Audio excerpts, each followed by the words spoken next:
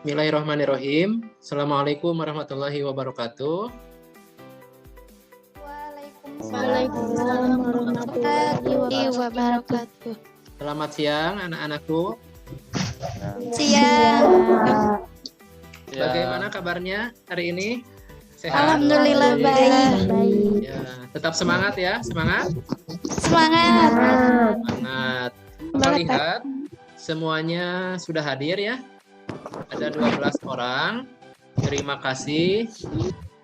Dan untuk mengawali pertemuan kali ini, mari kita buka dengan bersama-sama berdoa.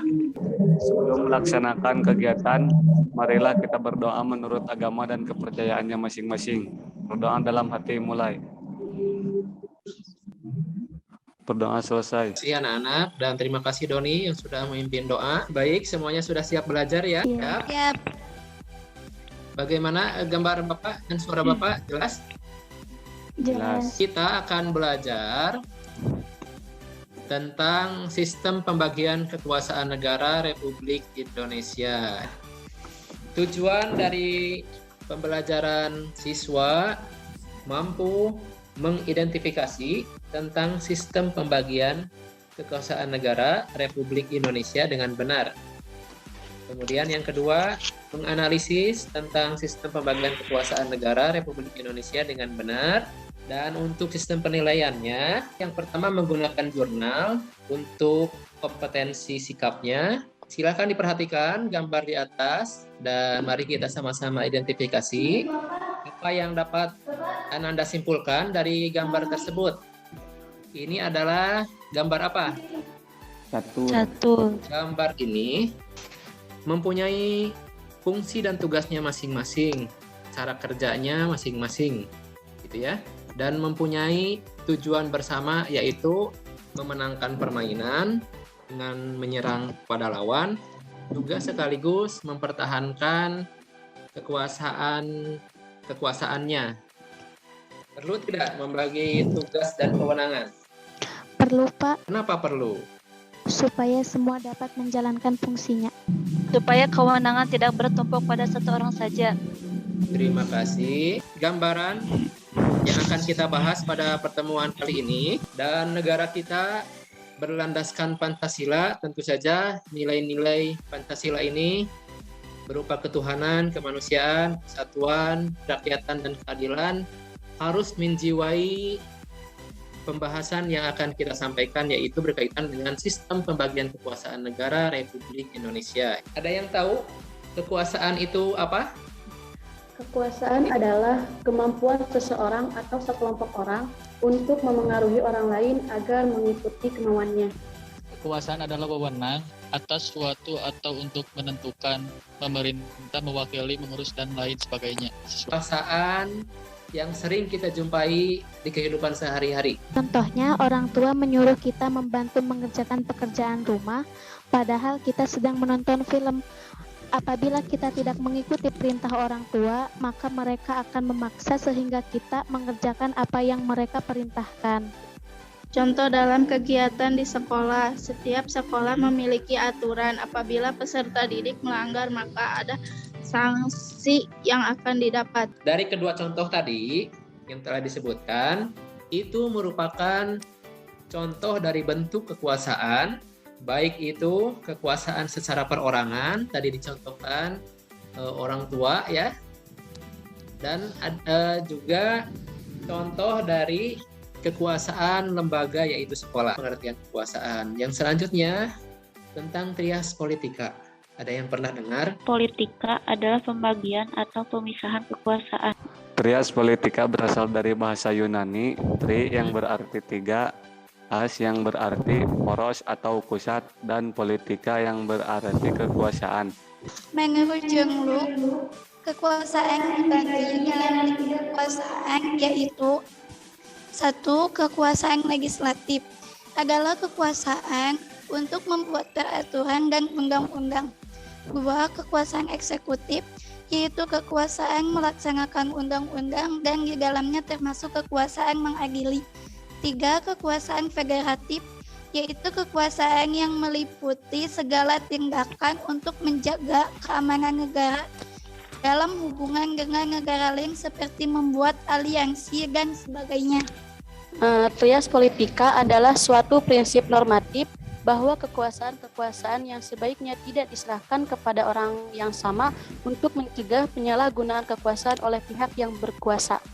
Definisi dari trias politika adalah suatu ajaran yang mempunyai anggapan bahwa kekuasaan negara terdiri dari 3 macam kekuasaan, yaitu legislatif, eksekutif, dan yudikatif. Nah, jika kita lihat, ternyata ada perbedaan dari yang disampaikan oleh Nopi, trias politika, menurut John Locke, dan yang disampaikan oleh Yulia, ya.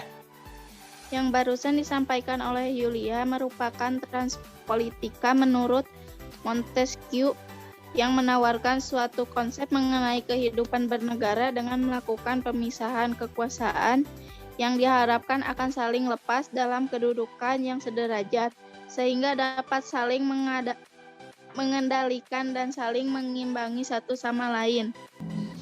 Selanjutnya, nah ini konsep pembagian kekuasaan di Indonesia. Ada pembagian kekuasaan secara horizontal, kemudian secara vertikal.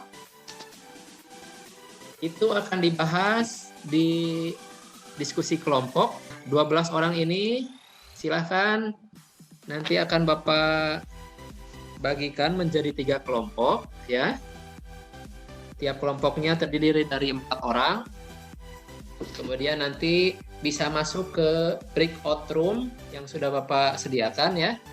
Kemudian nanti setelah masuk, silakan nanti bekerja mengerjakan tugas kelompoknya, nah, gitu ya, dengan anggota kelompoknya. Diskusi kelompoknya seperti ini tentang bagan kekuasaan horizontal dan vertikal. Yang kedua, nanti mengidentifikasi tugas dan wewenang setiap lembaga negara di Indonesia berdasarkan Undang-Undang Dasar Negara Republik Indonesia tahun 1945. Mari kita lihat, simak bersama-sama video pengantar pembelajaran tentang sistem pembagian kekuasaan. Sudah ada? Terlihat videonya? Ada Pak, ada. Ada suaranya ya? Ada. Sudah, Pak. Nah, silahkan di-mute lagi mic-nya. Dan silahkan tonton video ini. Sistem pembagian kekuasaan Negara Republik Indonesia. Pada materi ini, kita akan membahas kekuasaan dan pembagian. Silahkan langsung masuk ke breakout room. Silahkan kelompok 2 sudah dimulai. Waktunya 10 menit ya. Ya, Pak. Lembaga negara, dasar hukum beserta tugasnya. Jadi kelompok tilu teh Mahkamah Agung, tim Mahkamah Agung gitu. Mahkamah Agung, Mahkamah Konstitusi, Komisi Yudisial. Semuanya. Bagannya. Oke. Ya, bagannya. Kemudian tadi ada bagan horizontal dan vertikal. Juga ada kewenangan lembaga negara. Kekuasaan horizontal ini berdasarkan, jadi menurut kekuasaan horizontal ini, jadi kekuasaan itu sejajar, tidak ada yang lebih rendah, tetapi kekuasaannya itu sejajar. Dan kedua, kekuasaan vertikal di Indonesia dilaksanakan oleh pemerintah pusat dan pemerintah daerah. Pemerintah daerah terdiri dari pemerintah provinsi dan pemerintah kabupaten kota. Ya, waktunya sudah habis ya. Iya, Pak. Iya, Pak. Semuanya sudah berkumpul lagi di sini Ya, ya. Selanjutnya, nah tadi sudah diskusi. Coba hasil diskusinya presentasikan, setiap kelompok bisa mempresentasikan. Untuk kelompok 1 dulu, silakan. Sistem pembagian kekuasaan Negara Republik Indonesia terdiri dari 2 bagan. Satu, pembagian kekuasaan secara horizontal dan secara vertikal. Berdasarkan Undang-Undang Dasar Negara Republik Indonesia tahun 1945, kekuasaan horizontal di Indonesia terbagi menjadi 6. 1. Kekuasaan konstitutif dilaksanakan oleh MPR. Kedua, kekuasaan eksekutif dilaksanakan oleh Presiden. Ketiga, kekuasaan legislatif dilaksanakan oleh DPR dan DPD. Keempat, kekuasaan yudikatif dilaksanakan oleh MA dan MK. Kelima, kekuasaan eksaminatif dilaksanakan oleh BPK. Keenam, kekuasaan moneter dilaksanakan oleh BI. Dan kedua, bagian kekuasaan secara vertikal terdiri dari pemerintah pusat dan pemerintah daerah. Pemerintah daerah terdiri dari pemerintah provinsi dan pemerintah kabupaten atau kota. Kelompok 2. Nama lembaga negara itu sudah beserta tugasnya. Sini nomor 1 ada Majelis Permusyawaratan Rakyat. Terdapat dasar hukumnya yaitu pasal 3 ayat 1, 2, 3. Nah, tugasnya adalah mengubah dan menetapkan undang-undang dasar, melantik presiden dan atau wakil presiden, lalu hanya dapat memberhentikan presiden dan atau wakil presiden dalam masa jabatannya menurut undang-undang dasar. Nah, tadi barusan yang disampaikan betul, kekuasaan horizontal ada 6 gitu ya, sejajar semua. Kemudian kekuasaan vertikal dilaksanakan oleh pusat dan daerah. Dan tadi 9 lembaga negara gitu ya. 9 lembaga negara sudah disampaikan juga. Nah, Bapak mempertegas bahwa menurut Undang-Undang Dasar 1945 bahwa sistem pemerintahan negara Indonesia itu menganut sistem pembagian kekuasaan. Gitu ya, bukan pemisahan kekuasaan. Dapat dilihat tadi presiden juga sebagai eksekutif bisa mengajukan rancangan undang-undang. Begitupun sebaliknya, DPR juga dapat ikut campur pada pelaksanaan atau pemilihan wakil presiden manakala dalam keadaan darurat, gitu ya, bisa memberikan persetujuan. Anak-anak, ya, peserta didik, Ananda semua silahkan mengerjakan tes sumatif yang sudah Bapak siapkan. Waktu untuk mengerjakan tes sumatif sudah habis. Terima kasih dan jawaban-jawabannya sudah masuk ke Bapak. Kementerian Tapi, masuknya pada kekuasaan horizontal atau vertikal? Kementerian atau menteri itu sepenuhnya bertanggung jawab kepada presiden dan wakil presiden ya. Silakan. Hal yang menyenangkan pada pembelajaran ini yaitu belajar menggunakan Zoom sehingga saya dapat bertemu dan belajar dengan Bapak dan teman-teman pada masa pandemi. Ada permainan untuk mengetes pemahaman juga, pembahasan tentang sistem pembagian kekuasaan negara Republik Indonesia ya. Menggunakan aplikasi Wheel of Name, nanti seperti arisan, dikocok, namanya yang keluar, berkesempatan untuk menjawab pertanyaan dari Bapak. Siap semuanya? Siap ya? Siap. Siap, Pak. Siapa nih yang menang? Dan pemenangnya adalah Arobi. Selamat berkesempatan menjawab pertanyaan dari Bapak. Sebutkan 3 dari 6 pembagian kekuasaan di Indonesia. Kekuasaan konstitutif dijalankannya oleh MPR. Kekuasaan eksekutif dijalankannya oleh Presiden. Kekuasaan legislatif dijalankannya oleh DPR dan DPD. Alhamdulillah ya. Kita beri aplaus untuk semuanya. Ya. Menyampaikan kesimpulan dari pembelajaran yang kita bahas sekarang. Ada 2. 1. Undang-Undang Dasar Negara Republik Indonesia tahun 1945 menegaskan bahwa sistem pemerintahan Indonesia menganut sistem pembagian kekuasaan, bukan pemisahan kekuasaan. 2.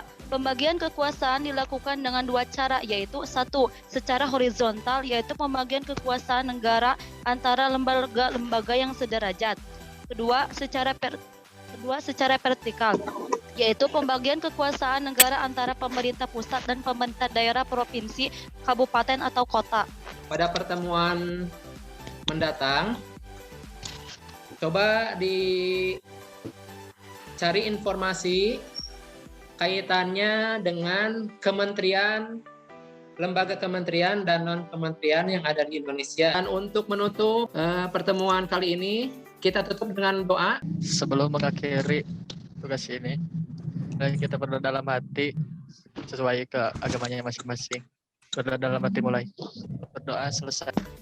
Bapak tutup dengan salam. Assalamualaikum warahmatullahi wabarakatuh. Selamat siang. Waalaikumsalam warahmatullahi wabarakatuh.